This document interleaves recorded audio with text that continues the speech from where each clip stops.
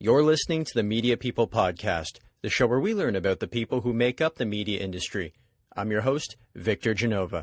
For more episodes, go to soundcloud.com/mediapeoplepodcast or subscribe on iTunes. Views expressed by participants are personal. If you're looking for a true media industry veteran, you'd be hard-pressed to find anyone with a resume that stacks up to Marilyn Sherman's. With 30-plus years' experience, Marilyn's held a number of senior positions in the media agency world. In part one of our chat, Marilyn Sherman explains how a teacher strike inadvertently launched her media career while still in high school, her days at Saffer, Cravit, and Freedman, where she served as planner and buyer on many big retail accounts like Towers Department Stores and Bata Shoes, and shares stories about how the entrepreneurial culture of that agency challenged planners and buyers to rethink how they did business. Come back next week when Marilyn chats with us about her time at Echo Advertising, her current role as media director of 26Two International, and how she feels the relationship between media reps and agencies has become less interpersonal than it used to be, and why it's important for all parties to improve that. Marilyn, thanks for your time today. Appreciate it. Thank you. Okay. For this great opportunity. Looking forward to the discussion. Let's go back to the beginning. We do this with everyone. Where are you from? Toronto, born and bred. In fact, I always feel like I'm one of the few when I'm talking to people in this industry. So few of us are actually born and bred here. Well, what part of Toronto are you from? North York. Born and bred and still live within a couple kilometers of where I was born. So you didn't choose to get out of town or anything like that. You wanted to stay right where everything was. You had what you wanted in that neighborhood. Love Toronto. Great city, lots to do, never bored. So tell us, what was life like growing up then in North York? It sounds like you weren't bored ever. Lots of friends, lots of family, and we certainly lived in simpler times, not to sound really old, but it was before internet and even before color TV. In fact, I remember we were one of the households, the last to have a color TV. We got made fun of a lot, but we loved outdoors. I loved reading and just loved being with family and friends. That's what I remember about growing up. And you mentioned, apart from reading, you said you were a pretty good student growing up. What kind of courses interested you? I was really good at math. I loved numbers. I probably was one of the few people who got 100% in math through middle school, grade 7, grade 8, even high school. In fact, by the time I got to grade 10 and 11, I barely went to class. I just went and wrote the tests and the exams and still got 90s and 100s in math. So always loved numbers. So quite funny that I get to work with numbers now all day. So while the rest of us are taking gym to try to keep our averages up, you're taking math to keep it going. It. That was me. Calculus, trigonometry, nothing fazed you whatsoever? I remember functions and relations, algebra, and calculus, all three. But don't ask me now. I don't remember one thing about it. I'm envious. I can't keep up with that.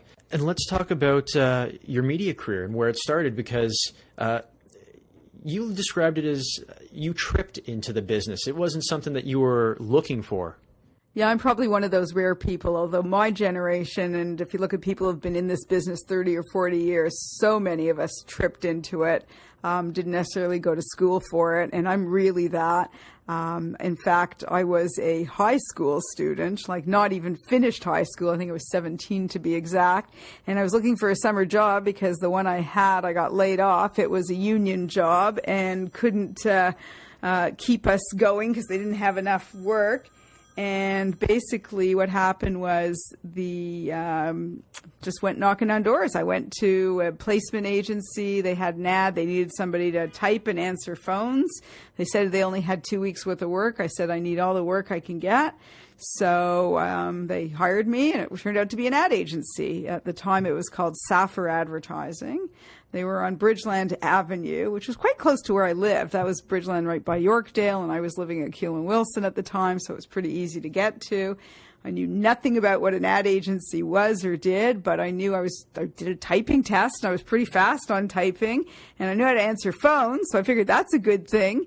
And basically, they put me at a desk, and I typed and answered phones, and I was all of 17 years old. And the agency was young, and it was exciting, and there was lots of activity, and kind of didn't know what I was doing, but I faked it really well. And before I knew it, they said, can you stay on the whole summer?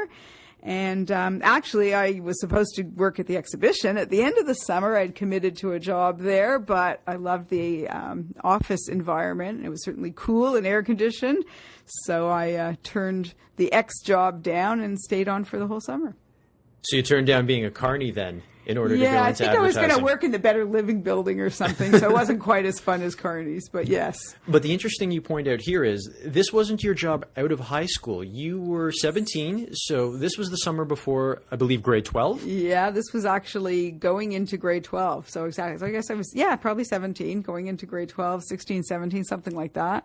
And so I was going into grade 12 and, of course, went back to school. Summer ended and said goodbye to everybody in the ad world. But that was the year, and I'm sure nobody remembers, but there was a high school teachers' strike. See, no different than life today in the education system. And every 4 years we get one. Totally. I went through 2 of them in high school on my own. Oh, you remember those days? Yep. So high school teachers went on strike. I believe it was probably late October. It was November-ish. So it was getting cold. I felt bad. Teachers had to picket in the cold. And I thought, okay, this is quite boring. A lot of friends thought this was great. They stayed at home and watched soap operas. I quite wasn't into soap operas. And I wasn't into staying at home. I was actually quite bored. So I called the media director at the time and I said, any chance you need some help? I was almost willing to volunteer, but luckily they were willing to pay and they needed people. They specialized in retail, and retail was really busy pre-Christmas, November. So I actually worked, and it was great, and I earned some money and bought a car, cheap car, of course, and got to drive a Chevy Nova. Anybody remember those cars? My dad had a Chevy Nova. I'm sure it wasn't green. It was His so was ugly. yellow. Worse, even worse. Basically, I got to drive to work and go past my teachers as they picketed through the streets. But that's how I started off in this business. What type of, you mentioned retail, was that your first gig? What type of clients do they have? I remember one of the first clients I worked on was Bata Shoes. Okay. So I don't know, is Bata Shoes still Bata around? Shoes is still I think around. there's something else now. What they might be called? But well, they've got a museum up. Yeah, that's true. Just at Spadina. But I think Bloor. as a shoe store, I don't think there's Bata Shoes anymore. But I remember it was November, or it was like probably November, and I had to send insertion orders to newspapers right across Canada. And for the insertion date, I had to write day after first snowfall. So it was an ad for boots, and I had to trust that the reps at each newspaper would run the ad the day after the first snowfall. There was no Weather Channel. I couldn't say, hey, I know it snowed in Calgary. You have to run the ad. But you know what's awesome? That's the precursor to weather targeting. Because you get a lot of the digital groups come in, they go, we can target to the weather. You can be like, we were doing that before. Thank you. Yeah. But Can you believe it? I was targeting to weather when it wasn't, exactly. So shoes, I remember they worked on shoes. They had clients in the factory carpet was the carpet client. They had Bad Boy Furniture Appliances, Towers Department Stores. Pretty much everybody in retail kind of went to Morris Saffer. He was the real guru through the 70s, 80s, and even 90s. And if anybody, anything to do with retail, I actually got to work on the opening of the Eaton Center. Oh, nice. It was quite some time ago. It was Back probably when 30 years ago. That would have been Simpson. No, Simpsons was across the street. I think Or Simpsons was in it. It was Eaton's and Simpsons. I think Simpsons was still there. We're and then going they way became back. Sears. Yeah, way back. So what was it like working back then? Like, what was the typical media cycle like? Things like that? What platform or what medium was Retail was very much about print. Lots of newspaper. You ran a full-page newspaper ad, and the merchandise moved. You ran radio. You bought enough frequency. You bought tons of spots. And at the time, it was about spots. It wasn't about GRPs and reach and frequency. It's just tons of spots.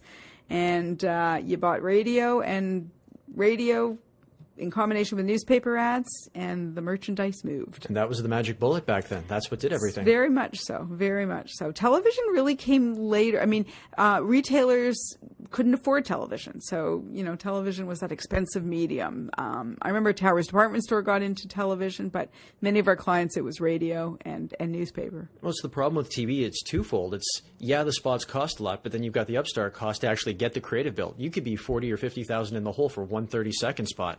When that strike ended, what happened after that? Because you were kind of like, I like my job, but I guess I have to go back to school. Yeah, so the strike did end, and I believe it was late January. And wait a minute, that strike went from October to January? November, January. November to January? 3 months. Yeah, it was about 13. I remember being like 12 weeks, 13 weeks. It was a long time. And you guys didn't lose the school year? No, we did not. Because now when the that. strikes get close to even 2 or 3 weeks, all they talk about, what are they going to do with the school year? We'll have to move it into the summer. I don't remember. You know what? I honestly don't remember the details, but somehow we were able to get through.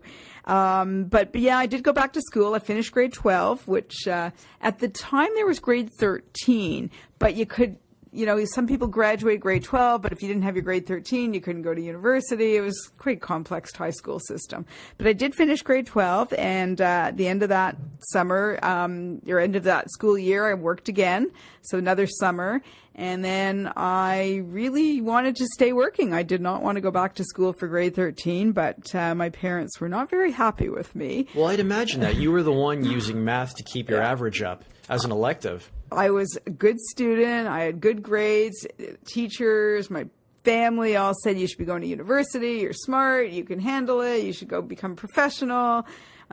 They thought my math and sciences were so strong I should go into something like pharmaceuticals or doctor or medicine, something like that. But I fell in love with the ad industry. I fell in love with the people that I got to work with. And I said, okay, you know what? I'm going to figure out a way to do both at the same time. So I did correspondence courses. I went to school part-time. I switched to a semester system so I could work part-time and take 2 courses. Like I'd do 2 courses in the morning and then I went to work all afternoon. I was very creative. I eventually did pass grade 13, enough credits to say I'm a high school graduate. But by that time, my career was well underway and I was buying media. And tell us a little bit about how the firm you were at, how they responded to it, because it sounds like they were willing to work around your schedule perfectly. They were. There were a couple of great media directors at the time. I have no clue if they're even still around or alive. One of the first ones was a woman, Sandra Mudd, and Barb Flesher, and then there was a Diane Klain. Who knows if any of these people are around? Maybe they're listening. Who knows?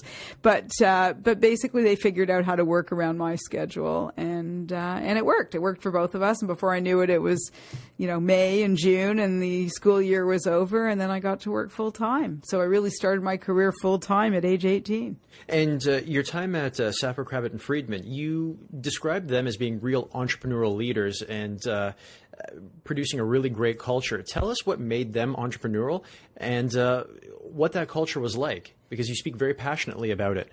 I think they each had their own specialties. Morris was kind of the account director, leader, president.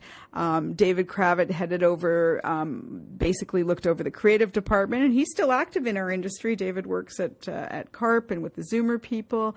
Don Freedman kind of oversaw the account executive team, and Morris was very hands-on even in media world. So they were passionate about what they did. They were very, I'd say entrepreneurial in they gave the employees chances to flourish, to take ownership of things, and any idea could come from anywhere, and no idea was not a bad idea until it got fleshed out. Okay, and one thing that you really liked about working back then was you said that the media planners were also the buyers. Some people listening to this would think, well, isn't that always the case? But that's not true, is it? And why was that important?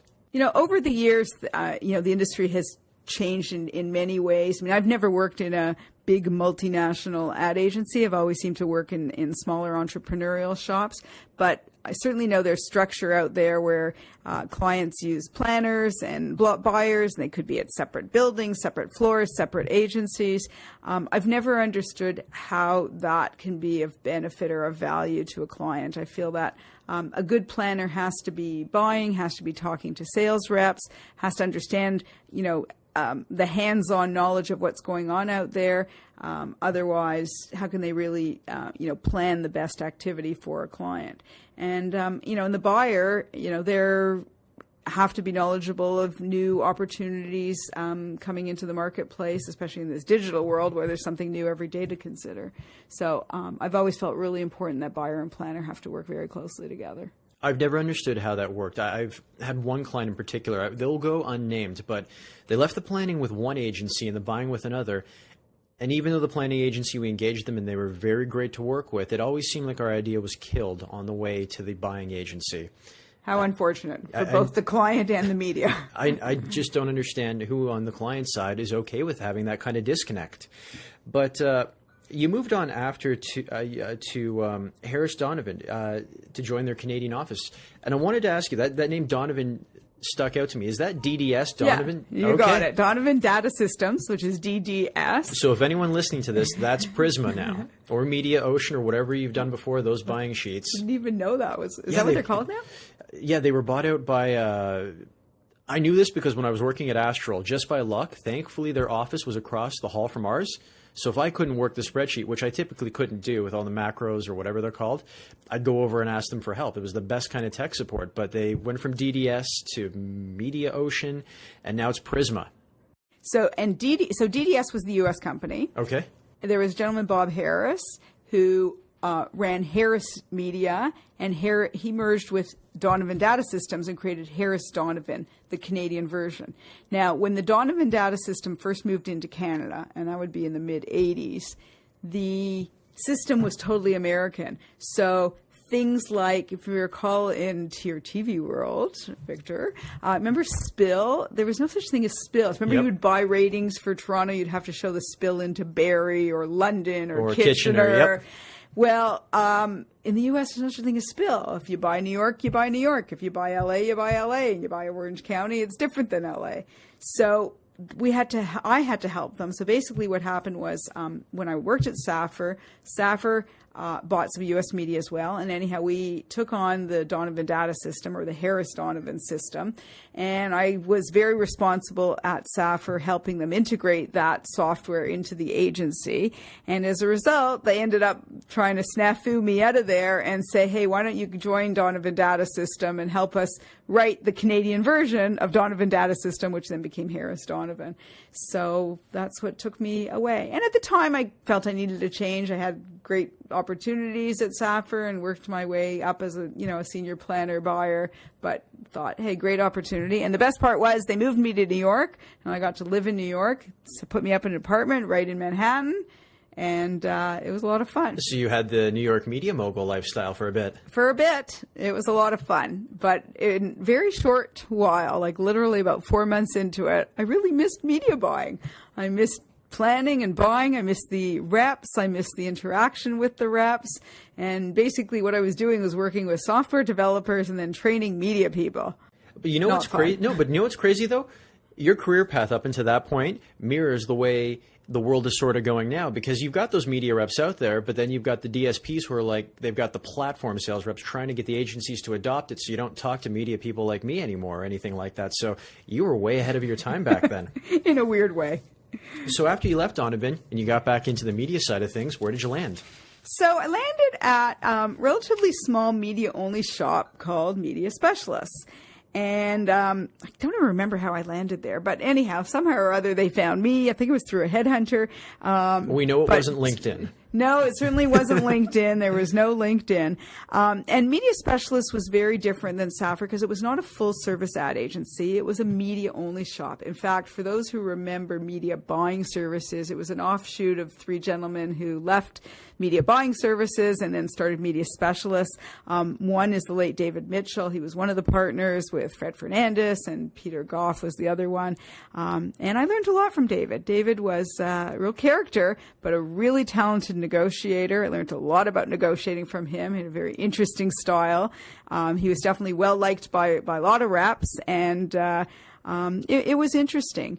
One of the things that Media Buying Services and Media Specialists did, and this was really key in the 80s, was something called incentive buying. And I guess in a way it kind of still exists, but it was really, it was when you told the client you were going to buy something at one price, and then you went out and bought it, hopefully at a little less or a lot less, and then you got to keep the difference. So it was very cutthroat. It was always about getting a deal, getting a bargain, getting it for the cheapest. And after a while, it got to be where we were buying things for clients because we could get a good deal, not because it made the most sense for a client. And I remember having some hefty arguments saying, well, I really think we need to be on station X, but that station will only give us 10% off the going rate. Therefore, their margins aren't going to be as good. So this was an ongoing battle that I had with, some of the management at Media Specialists. So it bothered me. It bothered me a lot that. It kind of sounds like that big agency holding company culture where it's all about shareholders and bottom line and less about the objectives of the client. Right. Or the, what is it called? Conjunctive buying, where you have to spend X number of dollars. You have to buy all this weight on a TV station or radio station, and then you just allocate it to the brands or the clients. Yep. Just so it can be allocated. Yep. I used to work on that when I was back at CBC. I was the coordinator on one of them. And I get why it can make sense. It can save clients a lot of money, and maybe it can make sense being part of it. But if you end up getting properties, and if too high percentage of your airtime, broadcast time, space, whatever it is, ends up being in programs that aren't suitable, then I think it's unfair to the client. So to make a long story short, it was only a couple of years into the gig at Media Specialists, and it was middle of 1984, and I was like, I'm not crazy about this kind of media buying, and I think I'm getting burnt out, and this kind of pressure is not a lot of fun.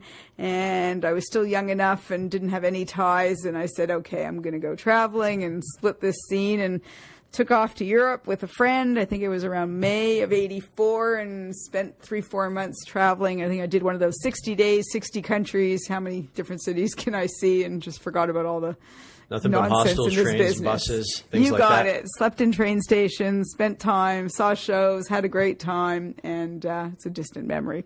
A long time ago. Wow. That's a good experience, though. I don't think enough people actually do that. Yeah, it's true. You know what? It's funny. In my generation, it was Europe. I think now they go to Thailand. I hear a lot of them going to South America. It feels like Europe's not the key place to go. There's a lot of other places, but really important thing to do. And I always, meeting with young people that I hire, I always admire those who have done it and it just makes you more worldly. So I think it's a good idea. Any young people might be listening.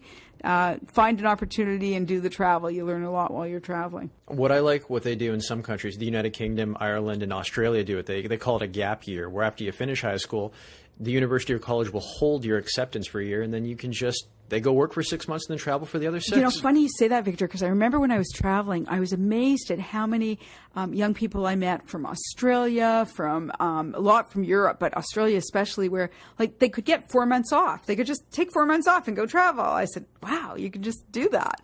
And there's a lot of that going on. Yeah, it's pretty rigid here, where it's kind of like, here's your plan, school, work, school. Yeah, and you get 2 weeks off and go fit into vacation. Yuck. Yeah. And you don't want to plan one of those vacations either, because you're like, I just want to lay on a beach. I want to pay one fee and get it over with. Yeah, totally. But eventually you had to come back. Did have to come back. The money does run out at some point. You start to realize, oops. I did have an apartment. I had sublet it to a friend, but I did have to come back and pay rent. So I got back at the end of August, the end of the summer, and first I was a little nervous. Okay, where am I going to... I realized I did want to be back in advertising. That burnt-out feeling was a distant memory. I knew I didn't want to work in a media-only shop, didn't want to do this incentive media buying, realized that being in a full-service agency was really important to me. Luckily, there was a lot of freelance jobs in those days. And before, I think I came home on a Thursday, and by Monday, I called a bunch of reps. There was no LinkedIn then, by the way, no LinkedIn, no social media. I picked up the phone the good old-fashioned way, called a few of my good reps in radio and print, and I said, I'm back. Anybody need any freelancers? And before I knew it, there was quite a bit of freelance opportunity. So that was the only time I ever worked. I would put Conan Belding, actually got to be pigeonholed and just sat and bought radio all day long. So I got to know during a couple of weeks of freelancing, okay, I do not want to work in a pigeonholed ad agency where all you do is one medium all day long. So I got to learn a lot about what I didn't want to do, which is also really important. When your career is on a certain path, figure out what you don't want to do, not just what you do want to do. Anyhow, again, reps being wonderful that they are, my name was given to Len Gill, who was then the president of Echo Advertising, which was about 7 years old at the time. And he was looking for somebody who could kind of lead his media department, which was all of 3 people at the time. Didn't really call it media director. He just said, I need a senior media person who can kind of jump in and take over and run the show here. And we met on a Thursday, and I believe it was like 5 or 6 o'clock on a Thursday evening.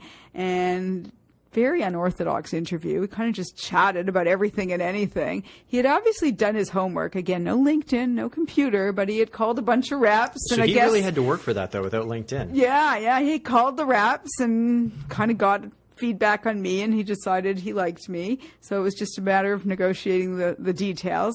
And basically he said to me, okay, you're starting tomorrow morning at 8 o'clock. I have a staff meeting at 8 a.m. We're discussing a couple of new things, and you'll be here. I'm like, well, I'm still freelancing. Well, you just finish up your work there quickly as possible. You come here at 8, and then you can go there and finish everything off.